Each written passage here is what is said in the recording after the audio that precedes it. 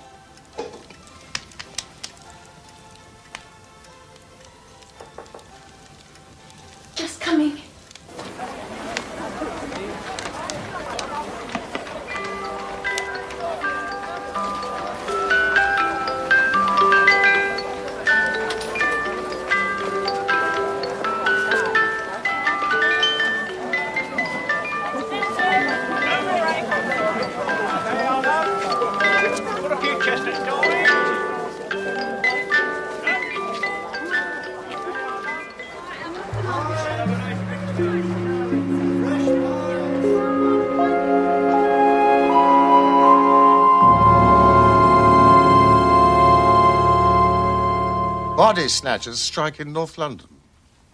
Are we dealing with a modern version of Burke and Hare? Well, sadly, the anatomy schools don't need the help of body snatchers at this time of the year.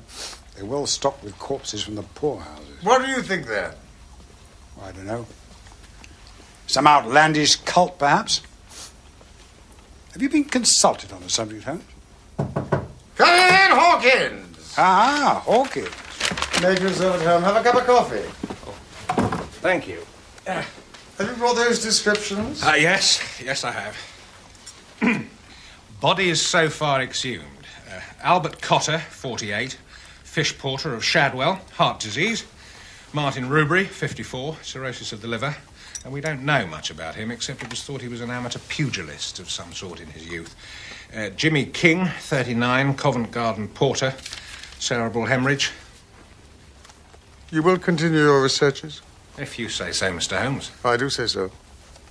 And keep your eye on the premises of a certain Murdoch Gull. Yes? Murdoch, do you think? He's the fence for anything out of the ordinary. He could be our man. One more thing, Mr. Holmes. The men and I would be very honoured if you'd drop by Christmas Eve. We try to get a bit festive at Christmas, and we like to invite a few guests. Christmas.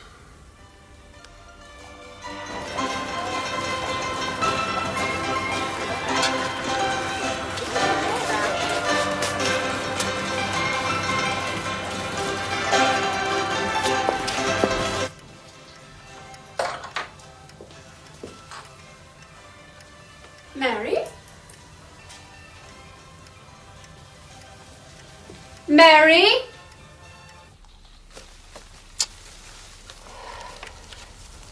There. It's a start. Mrs. Hudson, Mr. Holmes? how am I supposed to think up yet another present for Watson? I mean, every year you inflict this agony on me. Well, it's quite simple, Mr. Holmes. You go to Gamage's. Damages? Yes, it's in Holborn, a departmental store. The People's Emporium. You'll be quite spoiled for ideas. Damages. Mrs. Hudson! How dare you take my aspidestra? I do dare.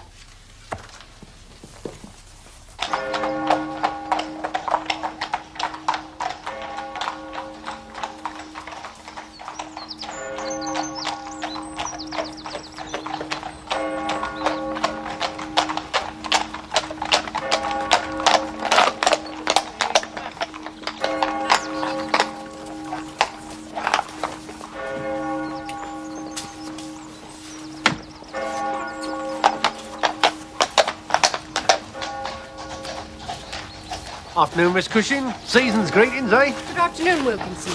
It looks like we're in for a bit more snow before long. I do hope not.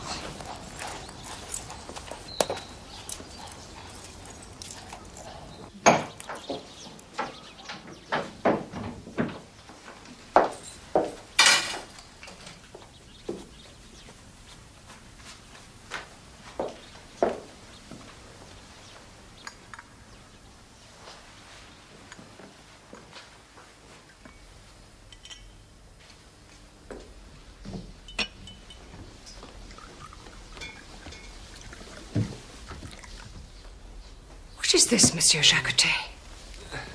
Madame Suzanne... Our arrangement is that you may sit by the parlour fire after dinner. Otherwise, I'd be obliged, when you're in the house, if you would keep to your room. Your sister Sarah gave me permission, madame. This is my house, not my sister's. Even if she said it, which I doubt. You doubt my word? I'd be most surprised if my sister gave the run of the kitchen to my lodger. You'd be surprised what your sister gives.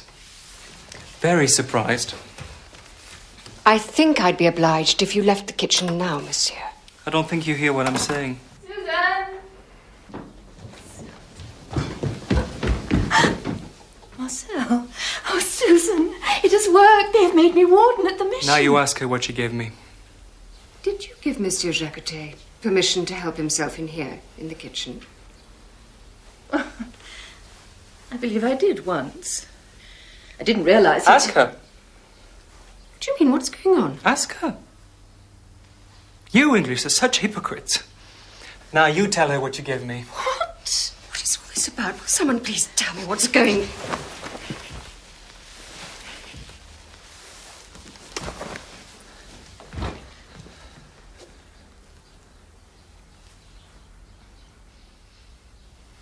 I see. I see. Very well. You are warden now. Go and live there, then. You'll have quarters at the mission. Go there. I don't want you under my roof. Go. I won't have you here. I won't. And as for you, monsieur, you will leave my house immediately. Immediately. Or I will call the police. Your belongings will be packed and left at the tradesman's entrance for your collection. How dare you!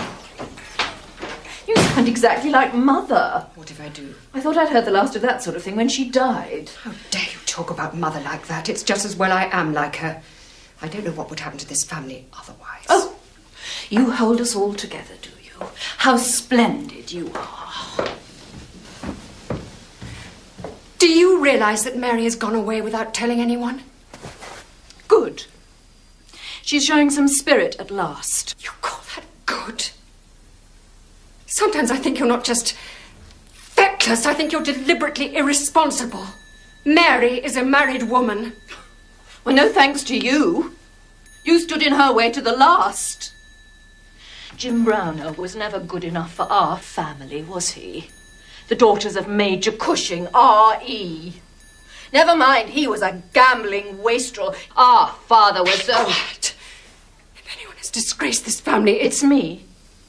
I warn you. One day this diet of respectability is going to make you ill. You are so horrid.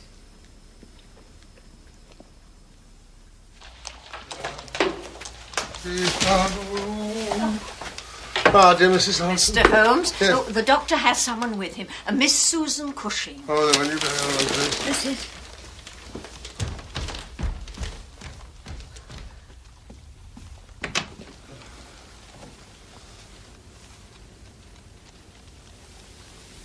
What's that? That is a Christmas tree. It's a Norway spruce. This is Miss Cushing. Miss Cushing is concerned about her sister, Mrs. Browner. Pray, continue. Miss Cushing's younger sister lives not far from her, just east of Camberwell. Mrs. Browner visits her every Friday for tea, unless she sends excuses, which is most unusual.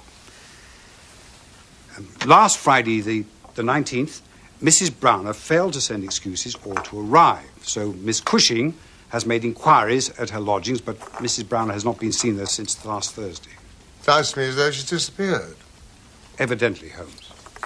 There could be one or two reasons for her disappearance. Yes, I know. Either because she wished to disappear or because somebody else wished her to disappear. Oh, do you know any reason why anyone else should wish her to disappear? Mary? None. She's the most lovable of creatures. Everyone loves her. As to her whereabouts, I suggest that you try the Missing People's Agency. I could find you a list of addresses. There. Ah. Charming, isn't it?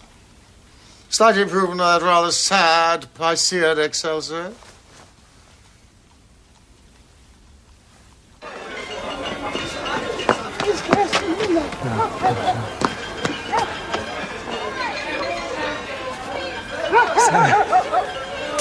Sarah. What possessed you? You've wrecked it all. The waiting possessed me. You drive me mad, Sarah. Sometimes I think I'm possessed. Where are you now?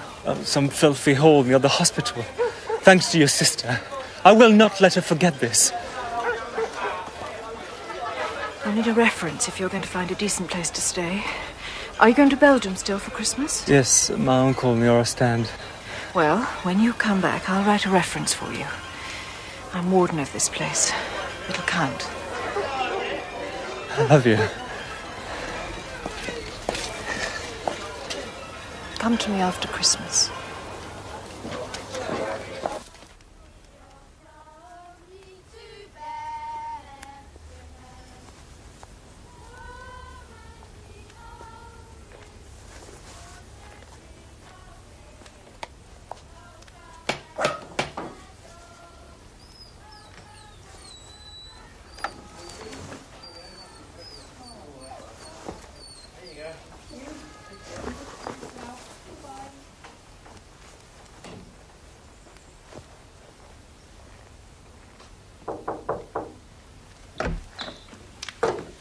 Post, Miss Cushing. Shall I put the parcels under the tree? Yes, please.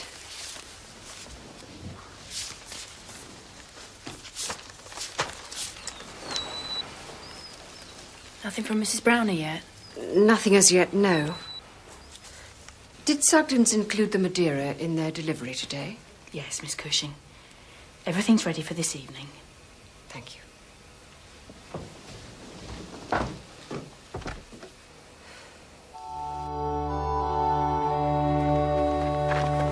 Compliments of the season, Mr. Bradbrook. Thank you very much, and the very same to you.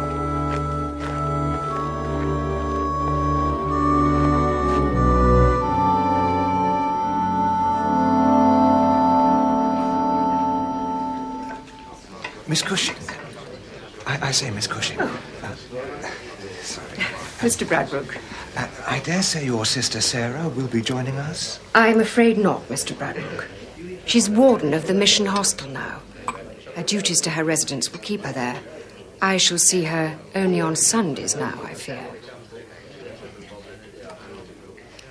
I'm sorry to disappoint you, Mr. Bradbrook. Oh, no, you haven't. Not at all. No. Come now, Mr. Bradbrook. It's Christmas Eve. To make up, we shall open our presents from under the tree straight after supper instead of at midnight. Oh. What do you say? Very well, yes, fine, splendid. Let's do that. Well, Gladstone will be pleased at least. There's a treat somewhere for him.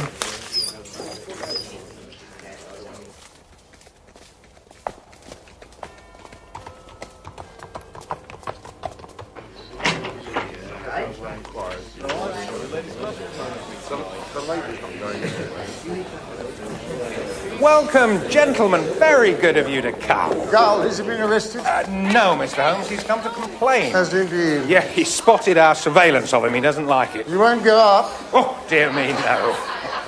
Oh. Join the party.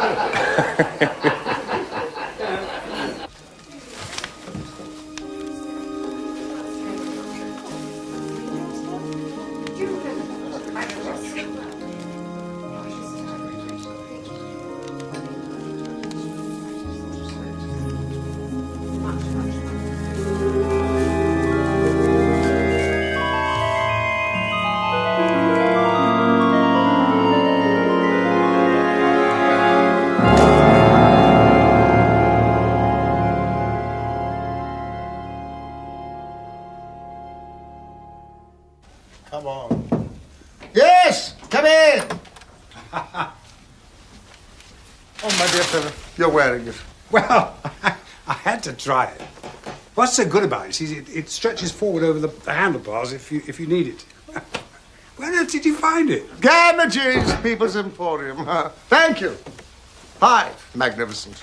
Hawkins, so do come in, dear fellow. Please, sit down.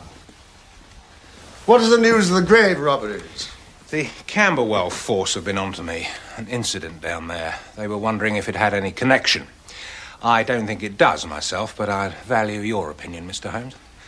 We need to get this nasty little joke solved and out of the way. Joke? Respectable lady, in company, opening her parcels, Christmas Eve. One of them's a bit odd. It's full of salt. She empties out the salt. What's in it? 2 freshly severed human ears. We think it was a medical student. She had a medical student as a lodger. Post-mortem anatomy can make certain individuals thoroughly callous. Well, she threw him out just before Christmas. Bit of a row, apparently. Anyway, knowing your methods, Mr. Holmes, I've had the ears left quite untouched at the lady's house, which is... Yes, here it is. Trafalgar Villa, Camberwell, a Miss Susan Cushing.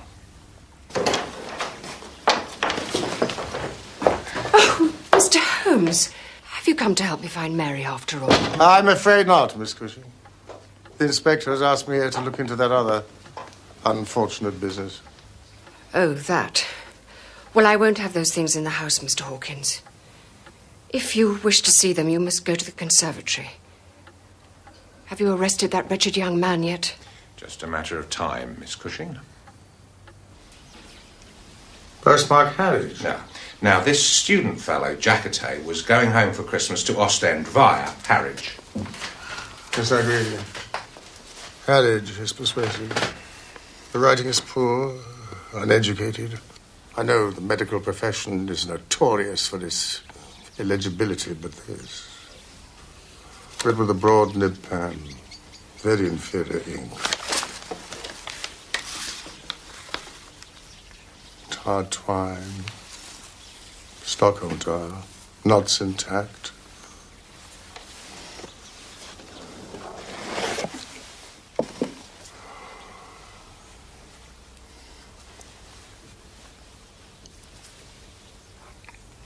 Rough salt.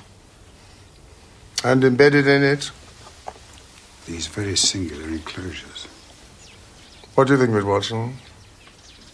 A ring has been torn from this ear. They're not a pair. I suppose it would be rather easier for Jacquete to have abstracted ears from a dissecting room which were not actually a pair. To what purpose? I know, some kind of disgusting practical joke. Gentlemen, this is no practical joke. What first strikes you when you enter a dissecting room? Formaldehyde. Damn it, it should smell of formaldehyde. And it does not. This is no practical joke. This is a serious crime. Your sister, Miss Cushing. Mary. At last. Mary, Mary, quite contrary.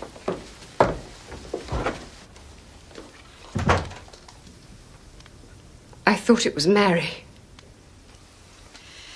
I've come to take some more of my things. I bought you a present before we argued. You may as well have it. I don't want it. I don't want it. What's the matter with you? Is it another disgusting prank? What? He was your friend after all. Who was? I don't want your horrid parcel. Take it. Let's preserve the proprieties at least, sister. Proprieties? You dare to talk about the proprieties? You've flouted the rules of society all your life. And you had the effrontery to accuse me of interfering with Mary's marrying that man. Didn't you? But what did you do? What did I do? I did nothing. You know what you did.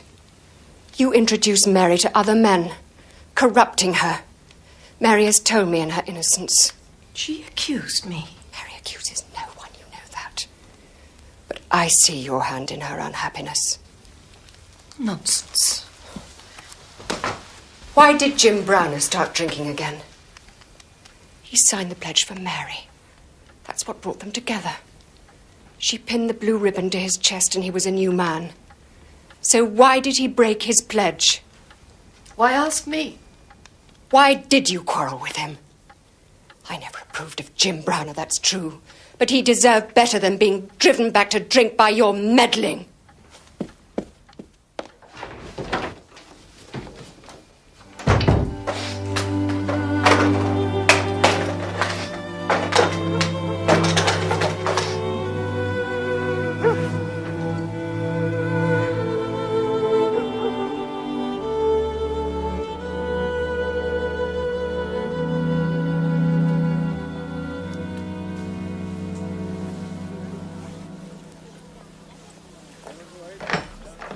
Back. Jim. Hello, Sarah. Mary wasn't expecting you till much later. Oh, I managed to catch the tail end of the float. Saved the whole tide. She's not here, then? No. Old Mrs. Cooper's not well again. Mary's with her. I said I'd help her with the laundry. She'll be back soon.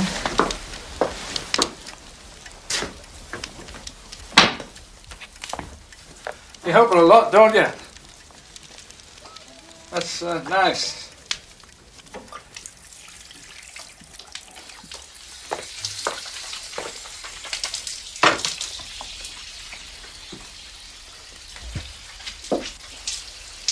You know why I help her, I suppose? What?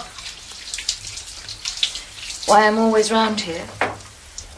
Well, you're a sister.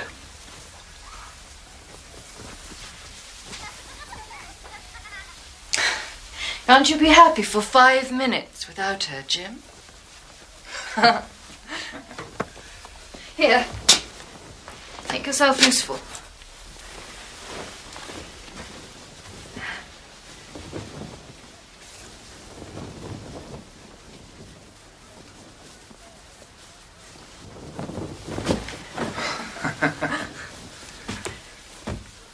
You drop the side, then. What? Will you drop this and bring it up the other side? What do you mean? Mary doesn't do that. There are plenty of things Mary doesn't do, I dare say.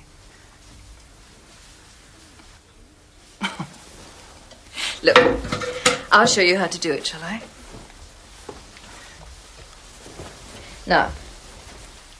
No, come on. You take this corner. Right. Now, you drop this. And you bring it up the other side. You do it yourself. That's not for me. I want no part of that.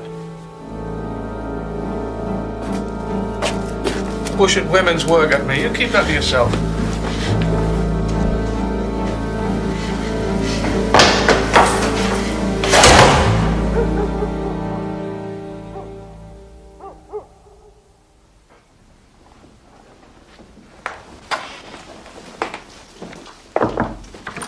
Holmes and the other gentleman to see you, madam. As long as they don't bring those things near me.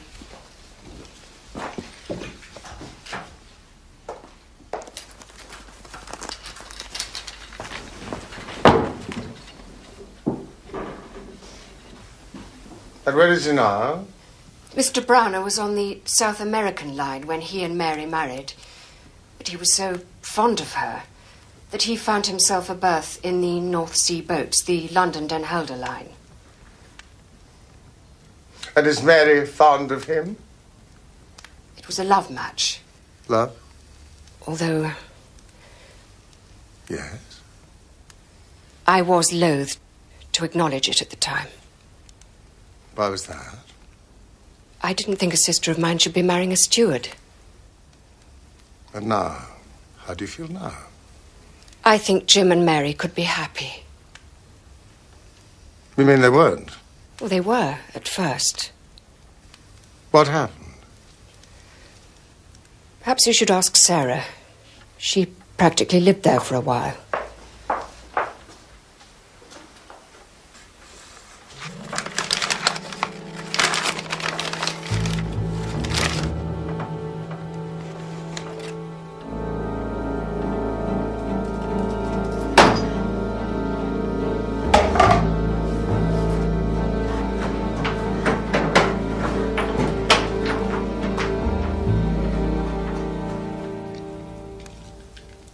Which ship is Mr. Browner serving with at present? The May morning. She sailed on the 17th for Belgium and Holland. They were in Rotterdam over Christmas. The crews draw lots, and Jim was unlucky this year. Mary was to have spent Christmas with Sarah and me. And now Sarah, of course, is warden at the mission. Are you sad not to have her living with you still? Yes, I am. Well, to tell you the truth, Mr. Holmes, things are not well between us. You've quarrelled? What about? It may have a bearing on what has happened to your sister Mary. I know that. Of course it does. Do you think I don't know that? I blame her for everything. Sarah? Of course. Sarah. She spent far more time than was necessary at Mary's lodgings. Jim and Mary were just married, making their own life, making their own friends. Then Sarah introduced Alec Fairbairn to them. I know it was not generously done. Sarah seemed to want to shame Jim Browner. I don't know what Jim had done to Sarah, but she seemed to hate him. I believe that... You believe what? Ask her. Ask Sarah. She's here in the house collecting her things. Ask her if she did not mean Mary to go off with Alec Fairbairn. That is what she wanted. I know it.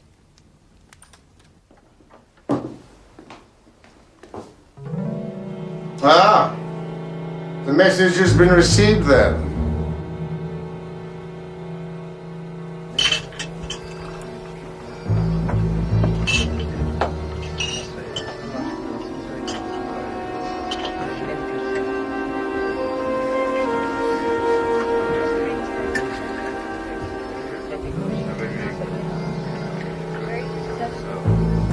Café, monsieur?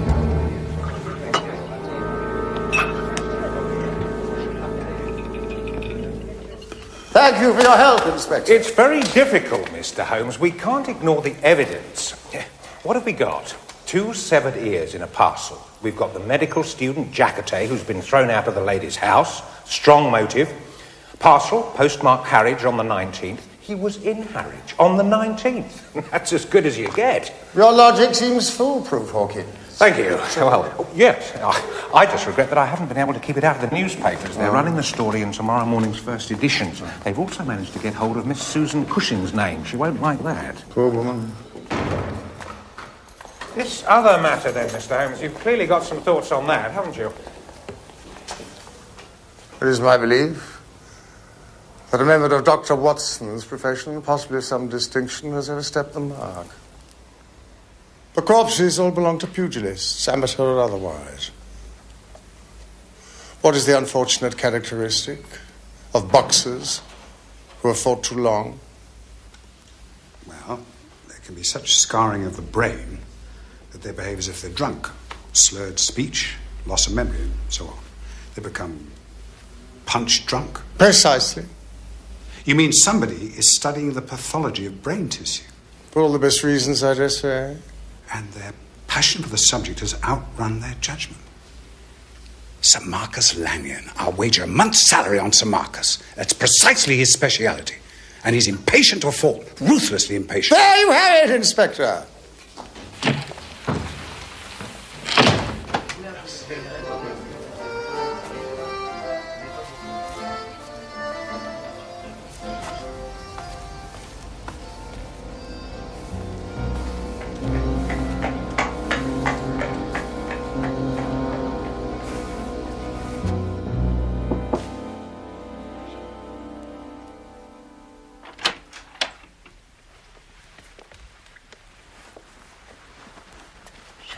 Down like this ever since you got back here this afternoon. Miss Cushing, why did you quarrel with your brother-in-law, Mr. Browner? What? Who are you? What are you doing here? This is Sherlock Holmes. He is investigating the disappearance of your sister Mary. She's gone off with Alec Fairbairn, that's all. Why?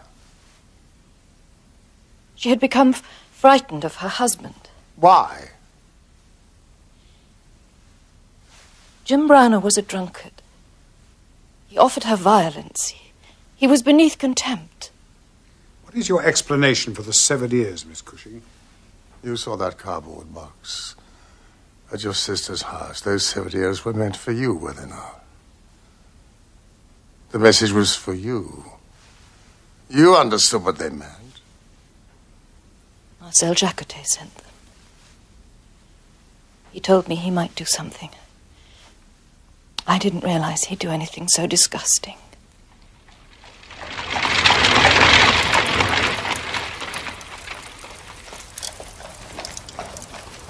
She's lying, Watson. She's lying through her teeth.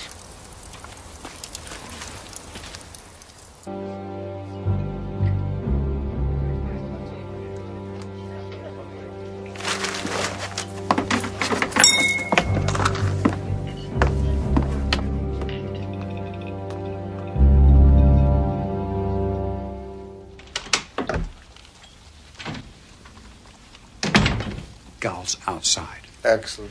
I've been to the shipping line offices too. And? It's as you thought. The May morning set sail from London for Den Helder on the 17th. But a hogshead got loose in her hold.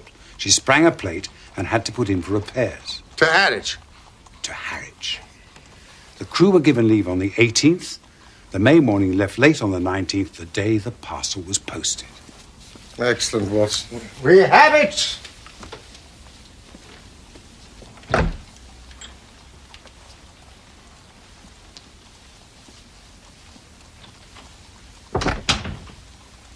Mr. Holmes? Mr. Gull. They have telegraphed. Jim Browner came off the ferry at Ramsgate at 7 o'clock this evening. Good.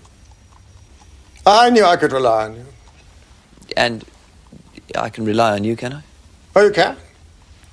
Does the name Sir Marcus Lanyon mean anything to you? It might. He will be warned off. And the orders from which you have been profiting will dry up. But so will the police interest in you. I'll be satisfied with that. We've acquired a bargain, Mr. Gull.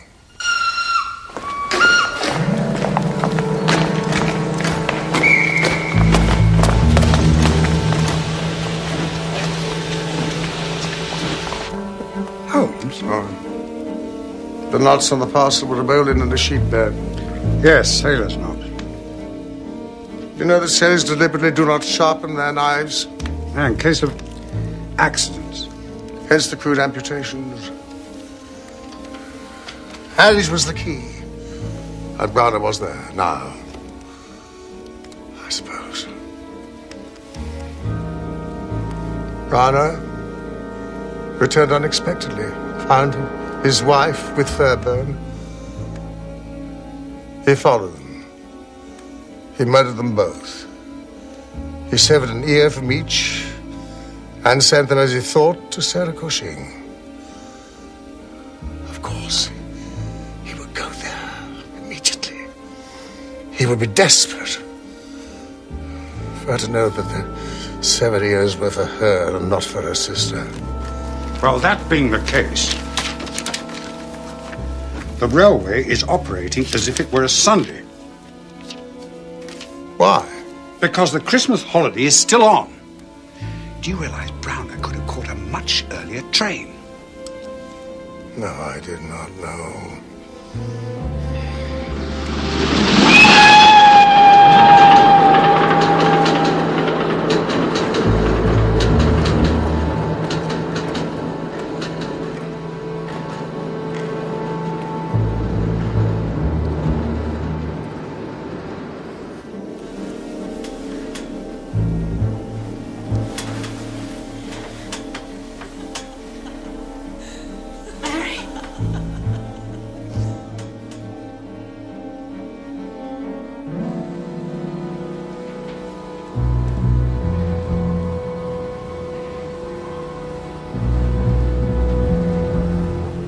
What is this, Mr. Holmes? A unique experience for you, Inspector. You may apprehend a murderer before you have even acknowledged there has been a murder.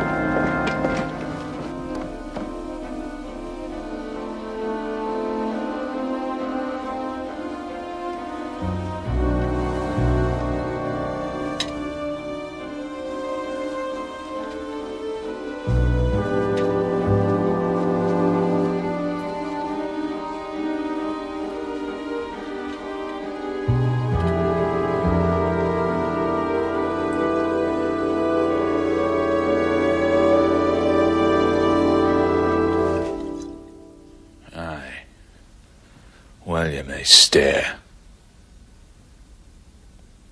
Look at me, Sarah Cushing. This is your handiwork.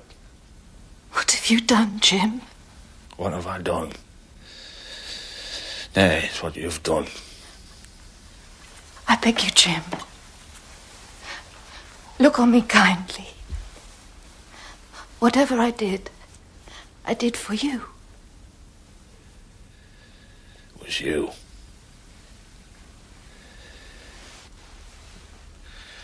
You poisoned her mind. I did it for you. They have arrested the lodger. I told them he did it. They suspect nothing of you, Jim. You can get away. Get away? You think I can get away? Put it all behind me, you think, do you? Are you mad? It is me! It's in here! Every last moment of it comes out of the daylight at me. It goes on and on. I tell you, I dare not shut an eye and sleep since I did it. I'm never without one or the other before me. May the blood rot in your veins, Sarah Cushing. No! No! I love you. I love you. I love you. I love you. I believe you do. I'll tell you something. I'd rather have one kind word from her I've killed than on your love. I'd rather see her breathing 1 minute more than a lifetime of what you could give me. Don't say that, don't say that, don't say that.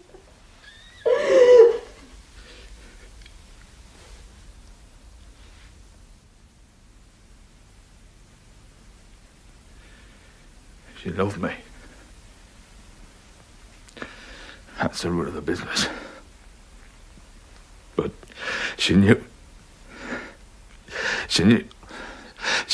I thought more of my wife's footprint in the mud than I did of her body and soul. Where would I dreamt it?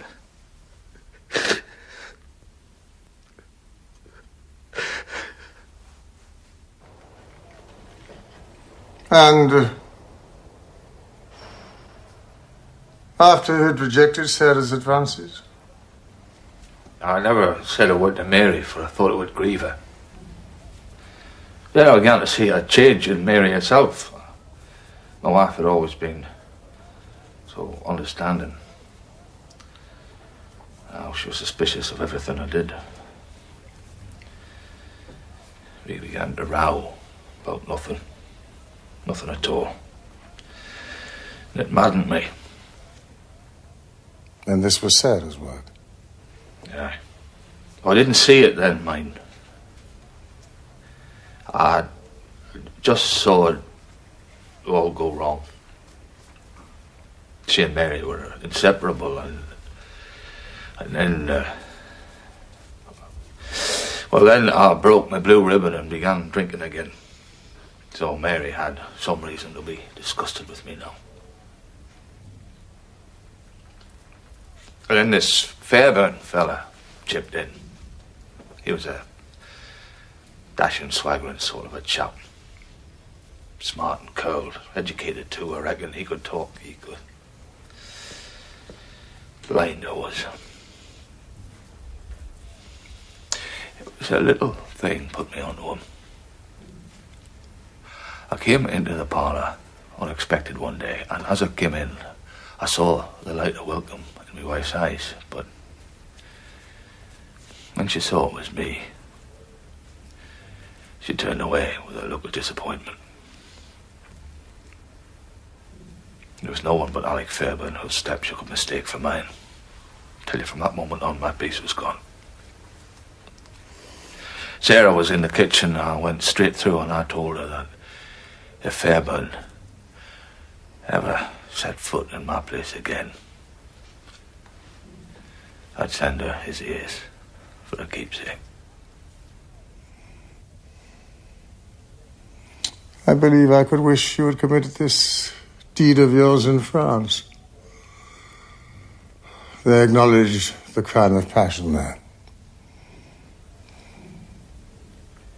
You won't let them leave me alone, will you, sir?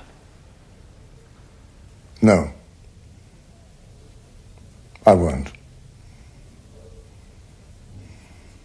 When I leave, I'll send an officer in. I don't like to be alone, see?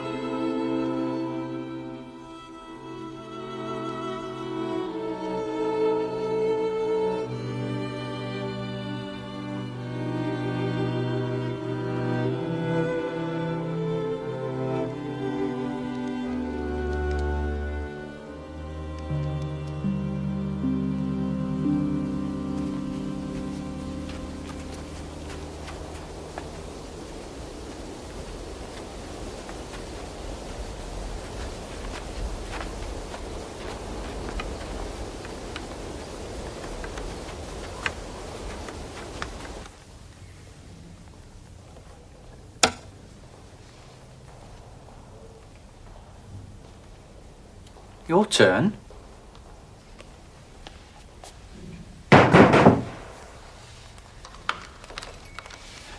Won't be a minute.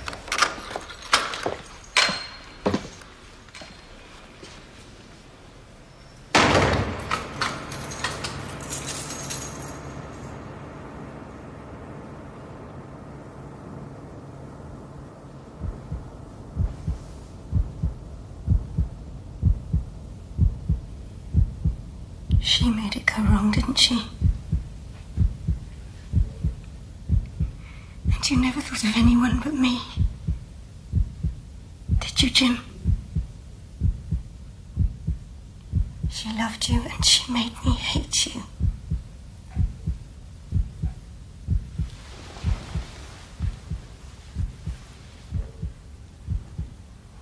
Yeah.